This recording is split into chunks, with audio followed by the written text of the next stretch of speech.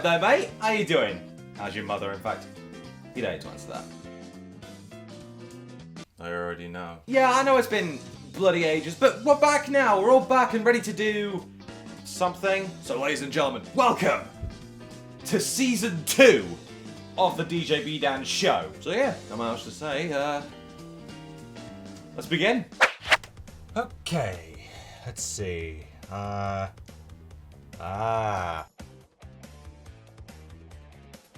You know what? I feel like playing some Oddworld today. Ugh. Okay then, so let's start a new save file and begin. Oi, mate! Oh, hey Bandanna Guy. Where have you been? Well, you know, I've just been sitting here, just patiently waiting for you to come back, just like everybody else. So sad. In fact, no, you remember that nearly 5-month gap between your last couple of videos, mate? The real question is, where the hell have you been? Touché. But no, that's not important anymore. What's up? Oh, well, I mean, I just thought that to celebrate your return, I thought I'd get you a present. Oh, hey, cheers, man. I appreciate it. Wait, you don't have money. Oh, well, funny you should mention it. I actually clobbered a pensioner in Curry's to get it. You did what? Never mind. Oh, wait, you're holding it right now. Wait, I've heard of what? Oh, he's gone. Of course he is. Does this mean he got... Oh my god! Oddworld's great. It all started on the PS1 with the side-scrolling cinematic platforming classic that was Abe's Oddysee. It tells the story of Abe, a Mudokon slave working at one of the biggest meat processing plants on Oddworld. But upon hearing the Gluckin higher-ups talking about cutting him and his brethren up to make meat, as other common meats are starting to turn up scarce, Abe goes on a spiritual journey, awakens to mystical powers, frees his friends, and destroys the factory. The story, visuals, and gameplay presented in Oddysee, while stark, dingy, and heavy, was enough to get enough people interested in the series for Sony to go to series co-creator Lorne Lanning, and they essentially just said, "Look, mate, people like what you did here, so we need a sequel." Oh, what? You want a fair amount of time to make a proper sequel? A true successor to the game you spent years perfecting? Of course. You have 9 months to get the game out. See you next week, Lord. And the game that came out of that 9-month grind was Abe's Exodus, and this game ended up being twice as big and, in my opinion, twice as good as Oddysee, and this is probably my favourite Oddworld game, period. In short, it's just more of the same. Oddworld inhabitants couldn't exactly do much different with the 9-month deadline, so most of the changes are fairly minimal. Things such as the ability to quick save was added to create an instant checkpoint, and Abe's ability to possess things was given a massive glow up, because in Exodus, you could possess almost anything for more variety in the gameplay and the puzzles. Hell, the original Oddysee only had 1 disc. This one has 2. Exodus is twice the game that Oddysee is. But all this aside, with everything Exodus does right, it just doesn't feel like a sequel. It feels more like an add-on to Oddysee, if anything, what with the near identical gameplay and the fact that it takes place as soon as Oddysee ends. I mean, if I was to compare it to anything else from the modern day, this is essentially what Miles Morales is to the PS4 Spider-Man game, for example. New elements added onto the same old game with minor tweaks and quality of life improvements, just not enough for the game to be considered a sequel. And so, with the release of Oddysee's remake, new and tasty, well, the Oddworld quintology was completely rebooted, and, well, I think it only seems logical that, Exodus would be the next game to get the remake treatment. And, well, it did. It did end up getting the remake treatment. Otherwise, this video wouldn't exist and I'd be talking about something else. Jesus Christ, mate, keep up. Over the next couple of years, we get snippets of info and stills of an up-and-coming game in the Oddworld franchise. A remake of Abe's Exodus, but it has a little bit of a twist on the end. Originally, Exodus was going to be a completely different game than what it turned out to be, but of course, time constraints caused it to essentially just be Oddysee again, with a brand new story revolving around the mysterious Soulstorm brew and its effects against the Mudokon slaves, which it did tell very well back on the PS1, but this new game was going to further expand upon it and become the true sequel to Abe's Oddysee, and become the game that was envisioned to happen over 20 years ago. And so, it's finally out. Oddworld Soulstorm. We've been waiting so long to finally play this game. So yeah, lads, grab your loincloths and yeah, look, follow me, as they would say. I'm still working on the impression. Let's begin. Okay, whoa, hold it right there, me. I've got something to say. Right, hello there lads, how you doing? Post-editing Dan here. Now, I'm in the middle of editing this video, so I just thought before we do that, I should give you all a quick disclaimer. Okay, so basically, this game looks and runs phenomenally on the PS5. It's probably one of the best looking games I've seen in a very long time, but you're gonna have to take my word on that, I'm afraid, because all the gameplay you're about to see doesn't really look that great, and here's why. Basically, this is the laptop I run this entire channel off of when it comes to, you know, all that jazz which goes into YouTube video production. And ordinarily when it comes to recording gameplay, I've never really had that much of a problem in the past. But the thing is, when I went to plug it in to the PS5, it went and shit itself and wouldn't let me record in anything higher than 720p. Laptop, mate, why'd you have to go and do that? So yeah, please don't shout at me, this is the best I could do. Other than that, I hope you enjoyed the rest of the video. Peace. So we start things off not too long after the end of Oddysee, or rather, new and tasty, I should probably say. The Mudokons are hanging out in their brand new cave home, drinking Soulstorm brew, and telling stories about how Abe rescued them. Meanwhile, Abe, way there he is talking with a shaman Mudokon about how he seems to have vague memories of someone that no one else does. She is supposedly the one who gave him his trademark stitches, but he's told that he doesn't have any time to think about it, or any time to rest, because he'll be discovered soon and needs to consider his next steps. I need to bring this up. Look at our boy Abe over here. My guy looks amazing. Hey, look at his ponytail. We can see now that that is, in fact, feathers on his head, and not a damp sock flopping away on his scalp. Meanwhile, hovering over the cave, here's Moloch. Yes, he's not dead.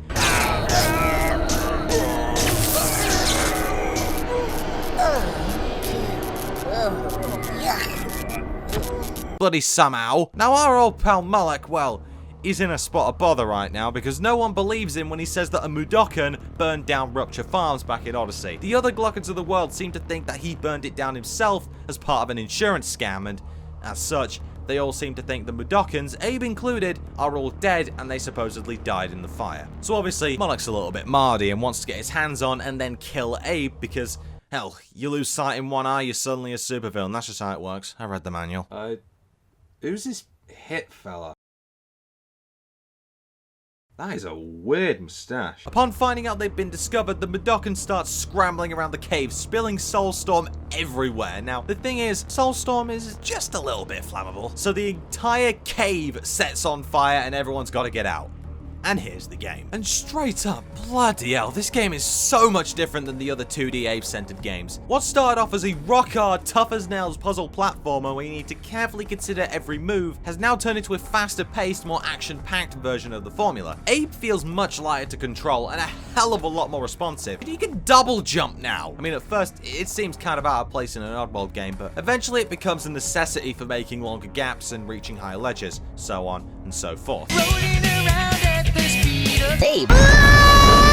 Not to mention, Abe can now swing on monkey bars. He's very aerobic now. Upon escaping the fires, Abe finds an injured Mudokon who came here from Soulstorm Brewery. In his last dying moments, he informs Abe about hundreds of Mudokons still slaving away all over Oddworld, all of them knowing who Abe is and that he will eventually come to save them. He hands Abe a pouch containing a shiny piss rock, tells him to locate the Keeper, and then he just dies. Oh, okay. Abe sets off once again to locate all of his Mudokon followers, find the Keeper, and discover the secret sinister undertones of Soulstorm Brew. Right, so how about that gameplay then?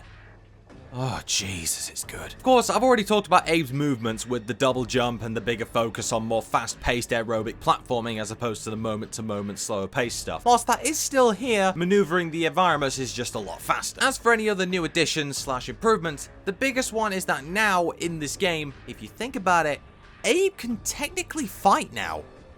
Bear with me. As you traverse Oddworld, you'll find a bunch of bins, dumpsters, lockers, and just a bunch of things like that. Abe can scavenge through them like the filthy vermin he is, and get his hands on a bunch of different things. Quite a lot of these things can be thrown. Things such as Soulstorm Brew and water bottles to start and put out fires respectively. Mines is a nice little trap. Rock candies to ruthlessly cave in the skulls of your enemies. And cans of fizz. I wonder what this does. I'll tell you the other day, this bloke come up to me and said hello. Oh no. And I thought, Christ. I said, What do you mean, hello? I'll kick his f***ing teeth. These things can act as weapons for Abe, both lethal and non-lethal. You can choose to be a good little Madokan and not take any lives, sneak around, maybe knock out a couple of sligs, then leave them be. Or you can be normal and pummel their asses into the ground for all the shit they gave us back in Oddysee. That sounds about right, eh? Okay, fine. Realistically, you want to avoid direct confrontations because, well, let me put it this way for you, okay? Sligs have gun. You do not have gun.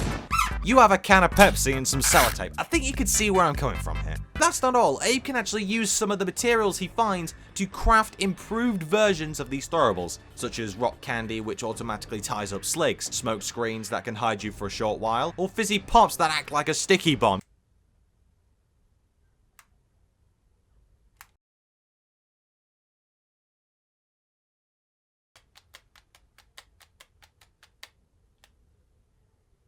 I don't know whether you could tell or not, but I don't have many friends. Abe's trademark possession mechanic returns in this game, but it's slightly different this time. This game actually takes a page out of Munch's Oddysee of all things, and makes it so when Abe chants, a shiny orb will appear for you to control. You can guide this ball to ring bells, possess sligs, and light up dark passageways. It's pretty bog standard, but now, with the epic power of the Prit Stick 5, it uses the adaptive triggers on the controller to give a bit of resistance on your fingers when you chant, and oh, for anyone who still hasn't gotten your hands on a PS5 yet, loser. It's just as good as people say it is. It feels brilliant. It's just the little things, man. And with the returning possession mechanics, you can possess sligs to help solve puzzles, or just to kill all the other sligs in the area to create a safe path for Abe and his followers. And there are a couple of different types. There are the standard ones, which have the machine guns. There are ones with heavy weaponry, or bombs. And there are also flying sligs, which are basically the same, but they can fly. Sick. There are a few places where you're basically required to use the sligs to your advantage to move forward in more combat-based encounters, where you need to hide Abe somewhere relatively out of reach, possess a slig, and then mow down everything that does so much as breathe in your general direction. Most notably these sections where you need to protect a whole horde of muds as they climb up a huge ladder while sligs shoot at them. There's usually a lot of muds to escort, and I'm talking hundreds. I mean, think about it. The original Exodus had 300 muds in total. These levels can have 200 and 300 each. Oh, joy. But honestly, these levels with the ladders, they're not really that bad. They're actually a lot of fun in all honesty. You just gotta constantly be on your toes to protect the muds while they climb. But you also gotta keep your eye on Abe as well to make sure he isn't in any danger. Speaking of Madokans, of course, as in Oddworld tradition, barring Stranger's Wrath of course, finding and saving Madokans and taking them to bird portals is the name of the game. And if you ask me, even though there are over 1,300 muds to find and rescue, this is actually one of the easiest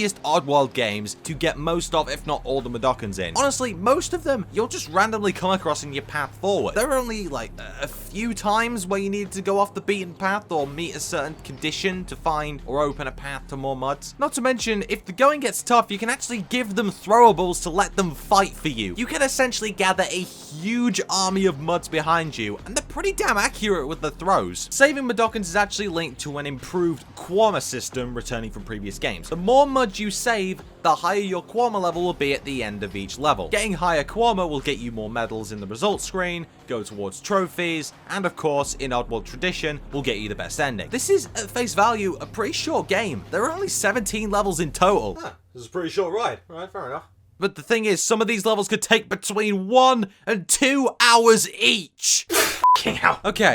Okay, I guess it's time to bring this up, right? So, from what I hear from other people who played the game, more specifically nearer the time of the game's launch, there were supposedly a lot of bugs and glitches in this game. None of them are particularly game-breaking, but they're noticeable. I say from what I hear because I played this game and beat it within a few days of it first coming out, and I've been prepping for this video ever since because, well, I had some,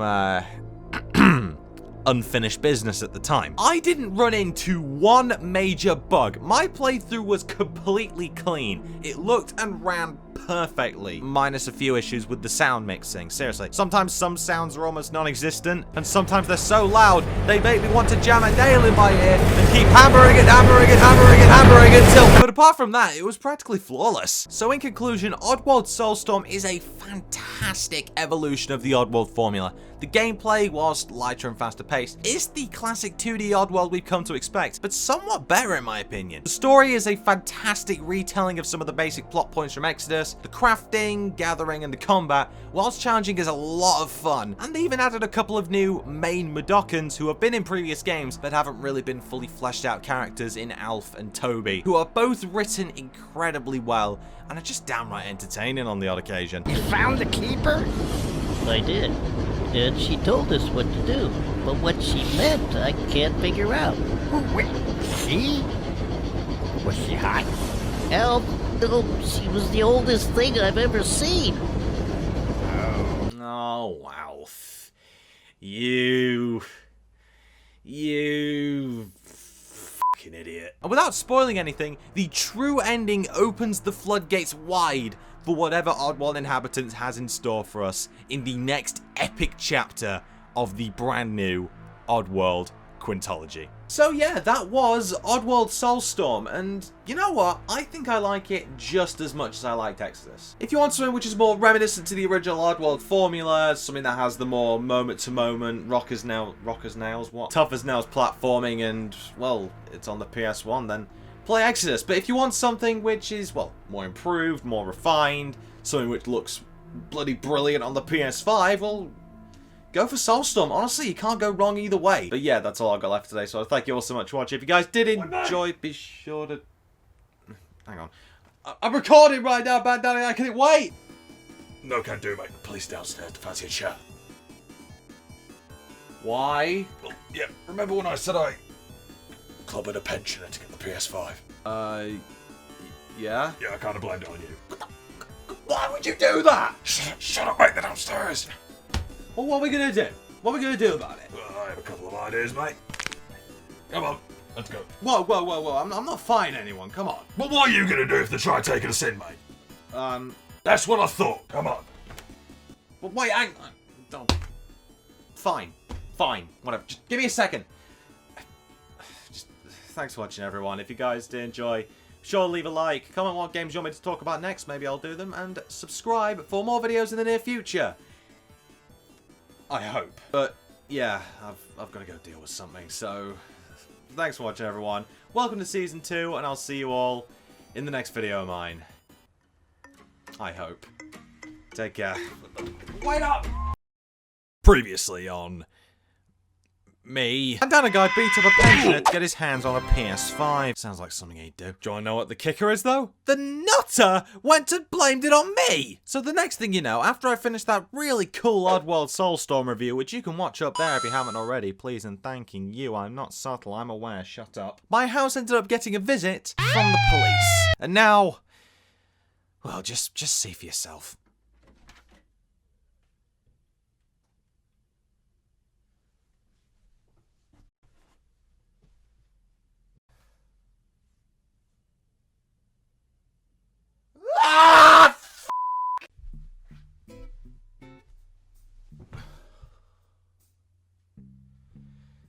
You're right there, lads. Down here. Welcome back. Don't worry about it. It's just been a pretty rough however long it's been since you last saw me. You know, Bandanna Guy's on his usual antics, it backfires onto me, and then, well, you could probably tell how our chat with the feds went, can't you? But you know what? I just need to get my mind off it, so, well, let's keep chugging ahead, shall we? Let's find another game, talk about another game, and hopefully forget about all this. So, join me. Join me at the shelves. Right then, so, I think I've had enough mindless slaughter for at least the rest of this episode. So, let's talk about a fairly tame game. The Mortal Kombat reboot.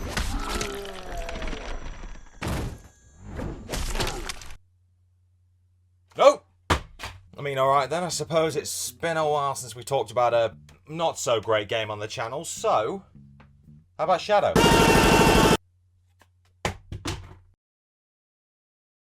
Come on, I just gotta think of a game, or hell, a type of game which doesn't have combat as its main centre. No, I've got nothing. Just give me a second, I'm gonna go get rid of this. Hey, I know! Rhythm! rhythm games! When people tell you to name a video game genre, what are usually the first ones that come to mind? Yeah, platformers, first and third person shooters, and RPGs, right? Right. The rhythm game isn't something that immediately springs to mind when you think video game, especially nowadays, but hell, a few years back, people were singing quite a different tune. The PS1, for instance, had a fair amount of decent rhythm games under its belt, things like Vib Ribbon, Unjamalami, and of course, who could forget the classic that was Parappa the Rapper. I gotta believe! The gameplay in these sorts of games is pretty simple. You have a song playing at you, and you gotta hit buttons in time with the music. Where in Parappa's case, someone raps something at you, and you gotta rap it back. Keep this in mind, okay? We'll get back to it soon enough. Shh. I'm not saying rhythm games as a genre are dead. No. They're still going pretty strong today with your Dance Dance Revolutions, your Guitar Heroes, and your Persona. For some reason. It's just sort of blended into the background almost. That is, until late 2020 when a brand new rhythm game was released on Newgrounds. This game is called Friday Night Funkin', and it takes elements from DDR, Parappa the Rapper, and my god, the mid-2000s. I mean, look at it. It bloody reeks of 2007. This game has taken the internet firmly by the sack over the last couple of months. And if you've been anywhere near any form of social media recently, the chances are you've seen at least one thing about this game, and if you haven't, well, welcome to the internet, my friend. It's a wonderful place. Oh, you still can. Hell, it got so popular that recently there was even a Kickstarter for a complete retail version of the game, very appropriately titled The Full Ass Game. I actually put a bit of money on my own towards it, so you could probably tell my opinions in this game already. We haven't even started yet. So yeah, that's what we're talking about today. So shut up and listen. But with that being said, I just want to go ahead and preface real quick that this is not a finished game. It's still getting updates with new story elements, new characters, new music, you know, the whole lot. So don't treat this video as a full review of Friday Night Funkin' because, well, that's not what it is. When the full Kickstarter version comes out, I may make a follow-up video to it, and that will be the full thing, if you get what I'm trying to say. So treat this video as more of an impressions video of my experiences and what we've got to play with right now. So yeah. Let's begin. So then, normally right now I talk about the story of the game, but the thing is, the game doesn't really have one. At least not at face value, so I took the liberty of creating my own. So, ladies and gentlemen, welcome to DJBDown158's interpretation of the Friday Night Funkin' story. Let's begin. Once upon a time on October 21st, 2000 and something, there was a little man with blue hair who goes, "And here is a woman. She is a woman. She sits on top of a boombox because God forbid she uses her legs to move around. And here is evil demon purple man who happens to be woman's dad. Oh no. He's not very happy with our blue-haired hero because, I don't know, protective father I suppose. So he challenges him to a rap battle because what else are they supposed to do? After beating Purple Man, who, dare I say, has the gnarliest chest hair I've ever seen as well as other surfaces. He turns to Blue Hair and he goes, Well, I didn't want to be here anyway, you're smelly. And he leaves. Next thing you know, he sends a bunch of blokes after Blue Hair to rap battle him. And that, ladies and gentlemen, is my interpretation of the Friday Night Funkin' story. Hope you enjoyed. So you spend your time in this game progressing through the different levels, like in every other game in existence. I don't know why I worded it like that. Each level having different people to lay down some beats with, and as of right now, there are 7 different levels, or weeks as this game calls them, each containing 3 songs, ascending in difficulty. Remember when I told you to keep the back and forth gameplay of Parappa the Rapper in mind? Yeah, because that's practically how this game plays. Whilst playing this game, you only need to use the 4 arrow keys on your keyboard, or you only need to use the WASD keys if you really want to. It just depends on what you prefer. In concept, the gameplay is as simple as can bloody be. You start off each level, the song begins, and it mostly just leaves you and your opponent to awkwardly bop your head to the music for up to 15 bloody seconds. After this, the song begins, and off you go, you plonker. And it usually starts off with your opponent laying down some beats, or rather, judging by how they handle the voices in this game, they lay down some beeps. Ha! Ha! Oh, you're a funny one, you, mate. You repeat what's just been done, and it just goes back and forth from there, really. Sometimes you harmonize with your opponent, and sometimes, just sometimes, once in a blue moon on Friday the 13th on a leap year, upon locating a 4-leaf clover, our mate over here comes up with some bars of his own, and we're all very proud of him. Well done. As for how you play, well, you just hit the arrows as soon as they hit the top of the screen, really. Sometimes you need to hold them down for a little while, or hit 2 at once, and, well, that's it. As for this bar at the bottom of the screen, the green side is your health, so don't mess up your button presses too much or else you'll die and have to restart the song from the beginning. Are those his bollock? But you know what? For as simple as the gameplay is, the game is just overflowing with charm from every conceivable orifice. And that, alongside the music, is just what makes it so much fun. Yeah, this game's really good. I like it. You know what? Now that we got all the general stuff out of the way with, I think the best way to give my impressions of this game is by going through this game week by week and showing off what each week has to offer. So yeah. Let's get started. Alright, so you boot up the game and you head into the tutorial, which is a nice, short and easy song made to show you the ropes of the game. Even on hard difficulty, oh. After that you get into the proper thick of the game and your first opponent is none other than our old mate, Evil Demon Purple Man, or as this game calls him, Daddy Dearest. For Christ's sake, any intimidation factor this bloke had is now choked in his own vomit and died. Once again, he's not too difficult. His 3 songs are pretty easy. Fair enough. Week 2 completely flips the bill and puts us in a haunted house setting without so much as an explanation of how we got there in the first place. And our opponents this time, yes I said opponents, are these bloke named Skid and Pump, who are actually voiced by bloody Signor Pello of all people. Alright, so admittedly, the songs of these guys aren't too bad, but it just took me a little while to warm to them. But on the bright side, they have a pretty decent difficulty spike, particularly by song 2. I had to properly focus to get some of the faster moving clumps of notes. It was much appreciated. So the thing is with this week is that I originally only had 2 songs, while the rest of the game's weeks had 3. That is until fairly recently, when they added a 3rd song to the mix to bring it up to scratch with the rest of the game. So, well, let's give it a look and see if it's any better. Can you just give me a second?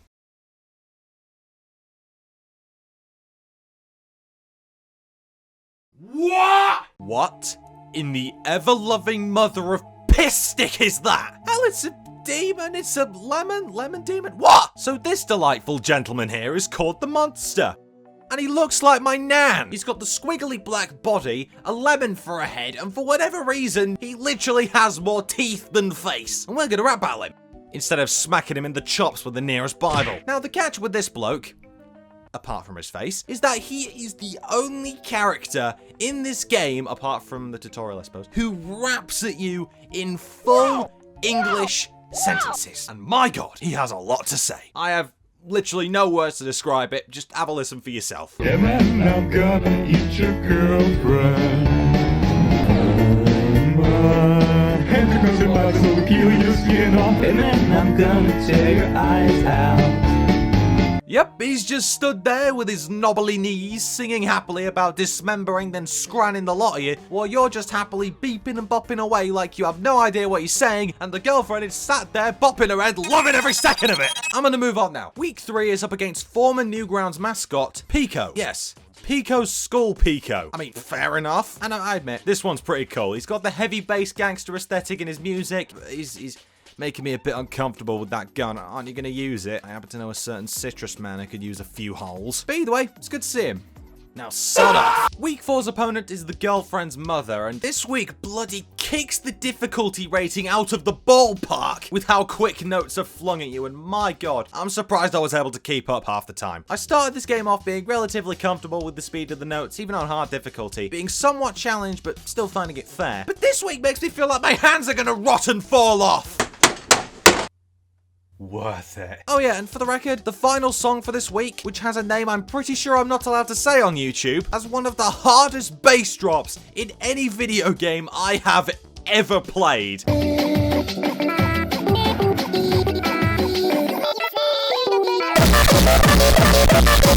Week 5 is against...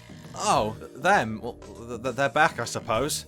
Didn't we just beat you? And what's more, this week is holiday themed. Merry Crisps, everyone. Yeah, the themes, the settings, and of course the songs are all very merry and festive, as merry as you can be when your dad's holding Santa up at gunpoint. You know what? I'm feeling pretty good about this week, so let's move on to the final song and take a look.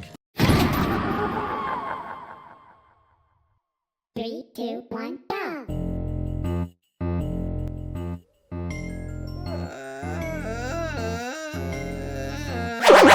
Yep, he's back! Oh joy! Guess what? He's still here singing about brutally dismembering you and eating your girlfriend, but now it's in the form of a happy little Christmas carol. Sing along if you know the words. Your skin is freezing, and let me help you take it off. Soak your hands in freezing water. Separate you from your eyes, your girlfriend inside out, burn her fingernails. But I don't think he has any right to say things like that, because when he does a down note, he looks like he's discovered he doesn't have a wang. So if you excuse me, I'ma just move on and forget this heathen exists. Don't make me get the squeezer out! Bloody hell, we're almost there. Week 6, I mean, look at it just sort of speaks for itself, doesn't it? It puts us up against generic anime protagonist number 27, and I mean, just look around. The visuals and even the vocals are crushed down to 16-bit. My god, how bloody cute is that? And what's this? Cutscenes? Cutscenes! We have cutscenes, everyone! Oh boy, watch out, Chief. This bloke's coming after your girl. And now that people have decided to start communicating in this world, you can finally tell him to go f*** himself, right? Beat Bo Bop? Oh, shut up. It's funny. Alright, so we beat him and then he...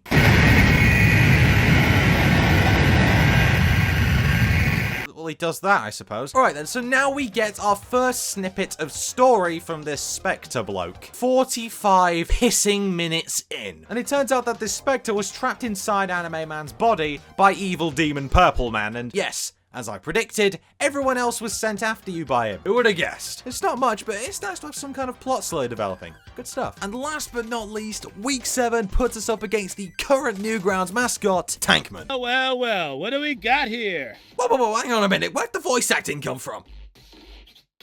So I suppose we got that now. It doesn't really matter because, my god, this is probably the best week in the game when it comes to music. Every song here bloody slaps.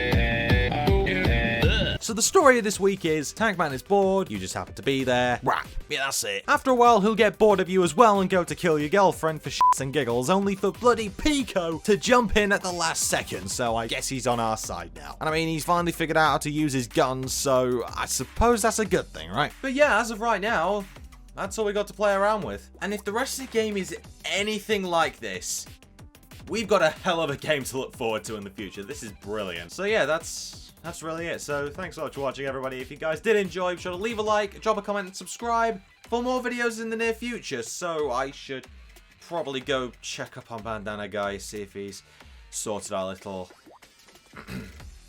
problem. So yeah, I'll see you in a bit. Bye. Right, okay, then let's see the damage. Oi, mate, you right? Yeah, I'm alright. I just remember leaving this place a bit, bloody. Yeah, I understand that you were a bit on edge when you went up, but it's fine. I mean, I fixed it myself. It's not the first time I've done something like this. Yeah, I bet you did, Chief. What? I mean, just look around, like it's like nothing ever happened. Yeah? Lost I hate to admit. Didn't do half bad, Bandanna Guy. Not bad. Not bad at all. Now let's never speak of this again. Roger that, mate. You're holding a... What?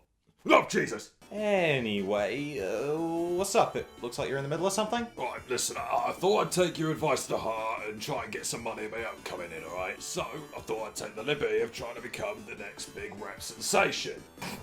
Alright then, Chief. I mean, I do need your help. Yeah, I bet you... hang on a minute, how did I get this? Don't worry about it, mate, just play along. Oh, hang on a minute, I didn't agree to this. God's sake, mate, just go along with it. 3, 2, 1, What?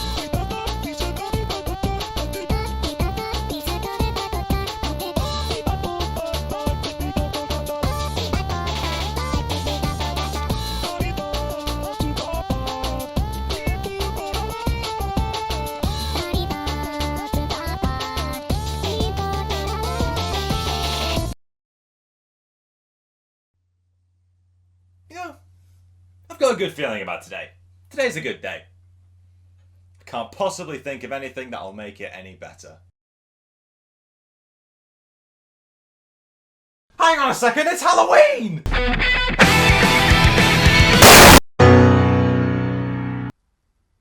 Oh. I've missed it. Jesus Christ, am I really that bad at keeping up a consistent upload schedule? Well, goddammit, what am I supposed to do now?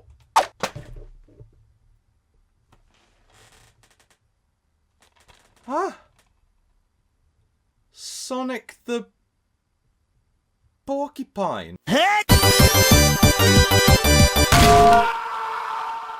Right then, Sonic the Hedgehog. Where do we even begin with this guy? Created back in 1991, way back in the far off time when Sega used to make consoles as the answer to everyone's favourite Assassin's Creed character.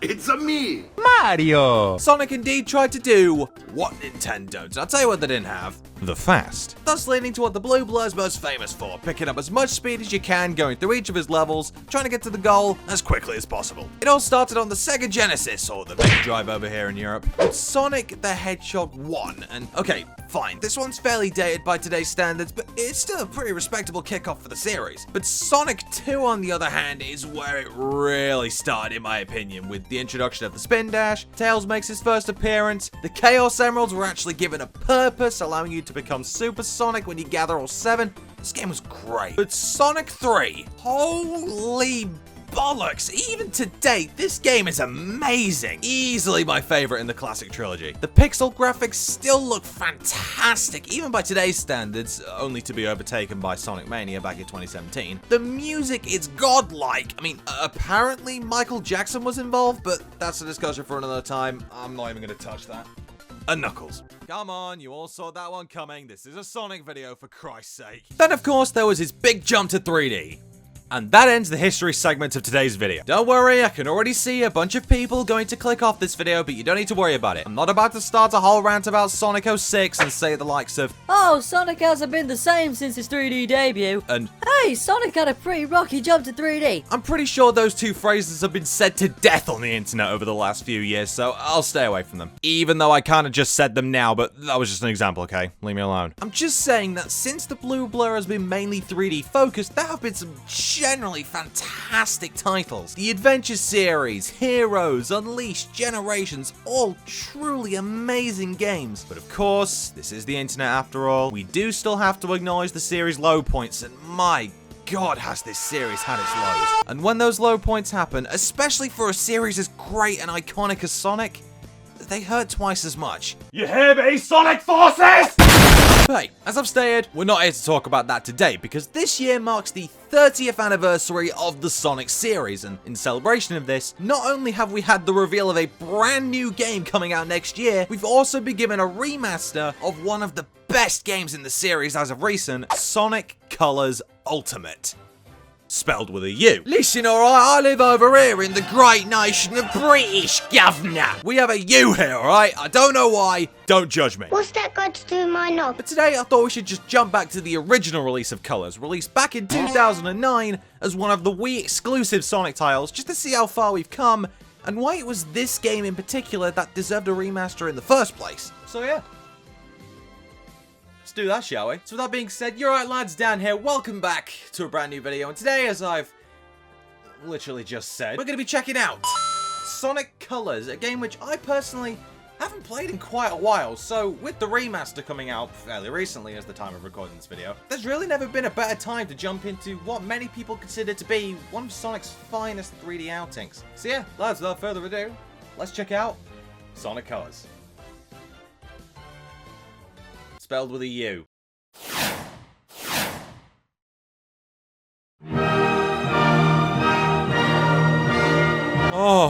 Oh, it's so good to be back. So we start things off, and straight off the title screen, we are flung into Act 1 of Tropical Resort. Without rhyme or reason, we're literally just here. What, were you expecting an explanation of where we are? A cutscene? Story? Well, you get none of that. You just get plonked down in a stage, and you gotta run until the game tells you can stop. And you know what? I'm totally fine with this. The game leaves you alone for the first couple of acts so you can get accustomed to the controls and get a grip of what you have to do. It also shows you a few optional pathways in certain levels you gotta come back to later if you want to fully 100% them. This game does not hold your hand in the first few acts, and I can respect that. I'm surprised more games don't do this. So our old pal Dr. Eggman has built a huge interstellar amusement park spanning multiple different planets as a way to atone for everything he's done in the past, but knowing him, there's most likely an ulterior motive buried deep deep in the crevices of his mustache. So Sonic and Tails decide to sneak in to check things out.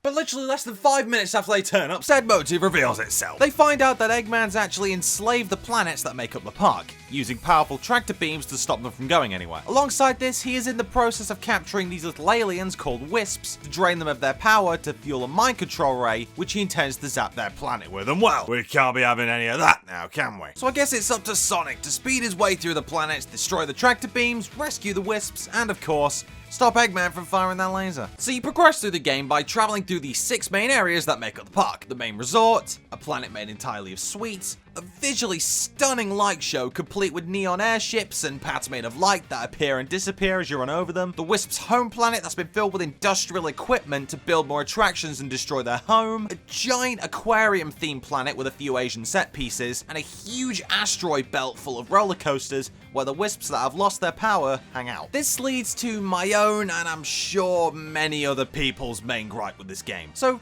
you know how in most Sonic games you have the 2 to 3 full acts and then a boss structure? Remember that? You remember how good that was? Remember how that was a perfectly fine way to structure a Sonic game that didn't need changing? Guess how many acts there are per world here? No, really, go ahead. 2? 3? No, you're wrong!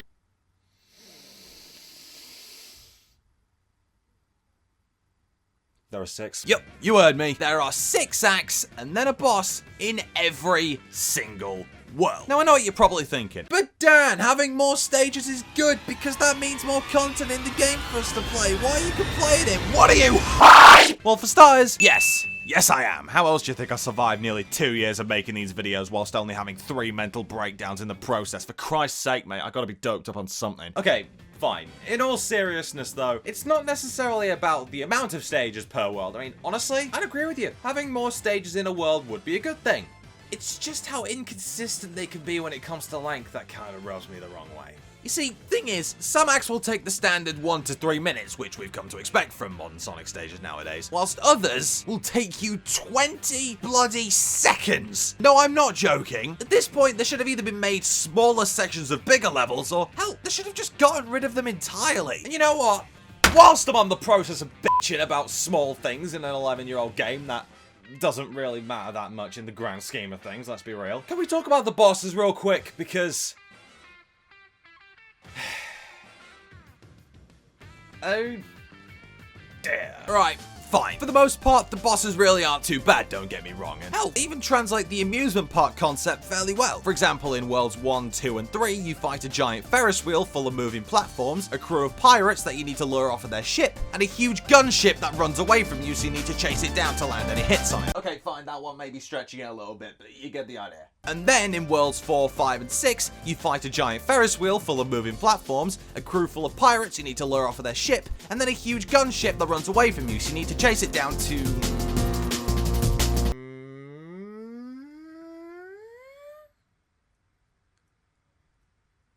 hang on a second, I think I've heard this one before. Yes, for whatever reason, this game essentially copy-pastes the bosses for the first 3 worlds and then just plonks them down in the latter 3 with a new paint job and maybe 1 new attack if you're lucky. Listen, just because I'm fighting the pirates again, but I'm underwater this time, that doesn't mean I'm not basically doing the same fight again. I'm just saying. But that's enough of me being a whiny little brat. How does the game actually play?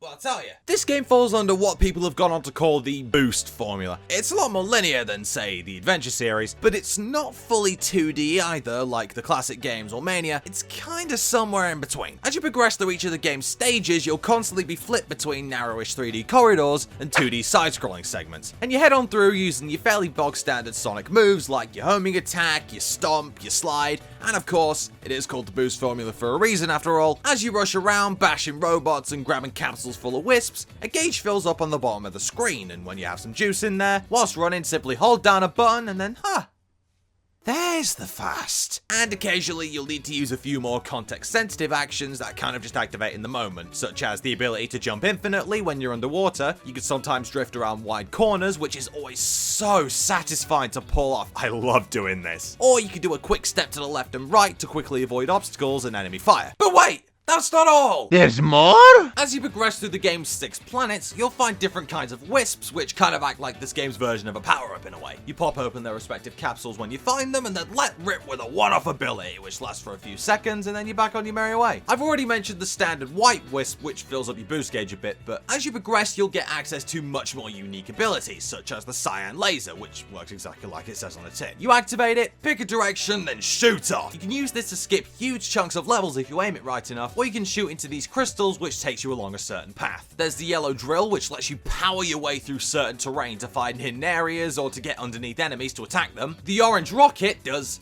well, what do you think? It launches Sonic directly upwards into the air to reach higher platforms. The pink spike essentially lets you perform the spin dash from the classic games. Alright then. The green hover wisp allows you to fly around and travel along lines of rings like the Lightspeed dash from the adventure games. What is it with this game unlocking old series staple moves behind power-ups? There's the purple frenzy wisp that turns Sonic into an insane killing machine, just tearing through everything in his path. And the more stuff he eats, the bigger he gets. This one is so much fun, in all honesty. It's easily my personal favorite. And then there's the blue cube.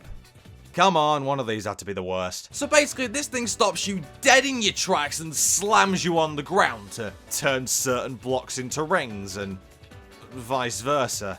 Yeah, I'm sorry, I'm not a fan of this one at all. All this aside, the wisps, as an idea, are honestly pretty damn good. They're definitely one of the better power-up ideas the series has seen. And Sega obviously agrees with me because they've appeared in almost every single mainline game since then. Despite the fact that, in context of the story, it makes little to no sense for them to be here whatsoever. Aren't they supposed to be aliens? Didn't they go home? I guess we'll never know. Right then, so 5 planets, 6 bosses, and a metric ton of busted robot parts later, all 5 tractor beams are destroyed, setting each of the planets and their respective wisps free from the Doctor's control. Well, goddammit, I guess that's it. Mission accomplished. Time to go home, everyone. I've got a feeling that everything is gonna be just fine.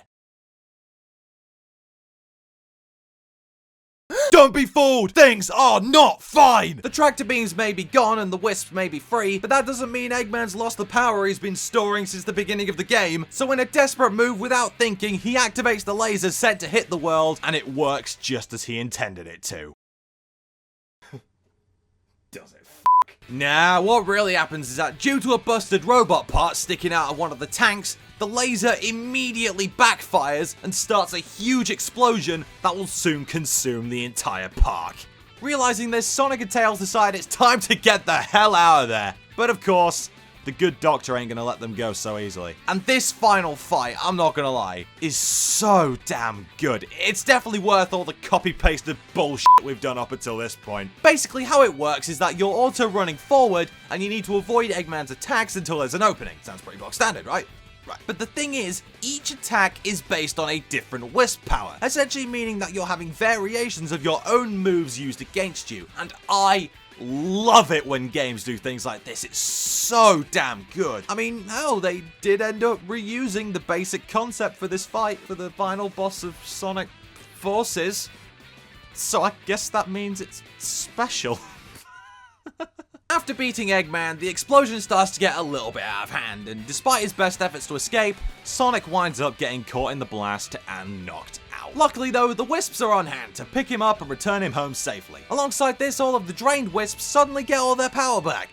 Bloody somehow. And they all band together to put a stop to the explosion and return the planets back into space where they belong. And after one final goodbye, the wisps zip off back into space, thus bringing an end to Sonic Colors. But in conclusion, sure, this game does have its faults, what with the inconsistent lengths when it comes to levels, and the copy-pasted bosses making you fight the same guys twice with a very slight twist on the end to try to make them seem different. But you can still see why loads of people think this is one of the best 3D Sonic outings since the adventure games. This game is so good! Not to mention, if you merely play through to the end and you know what you're doing, it's a pretty short ride as well. I was able to beat this game in one 2.5 hour recording session. And no, I am not joking when I say that. And there's even a bunch of side content I neglected to mention, such as the optional Sonic Simulator, which you can play to get the Chaos Emeralds, allowing you to play as Super Sonic in regular gameplay when you collect all 7. But whilst you are Super Sonic, you can't use Wisps, making it nearly impossible to surpass certain obstacles. So I mean, it's a nice addition for the completionist, but it is totally optional at the end of the day. Besides, have you seen how long it's been since the last episode on this channel? I don't have time for an all-powerful rodent covered in wee. I've got videos to make.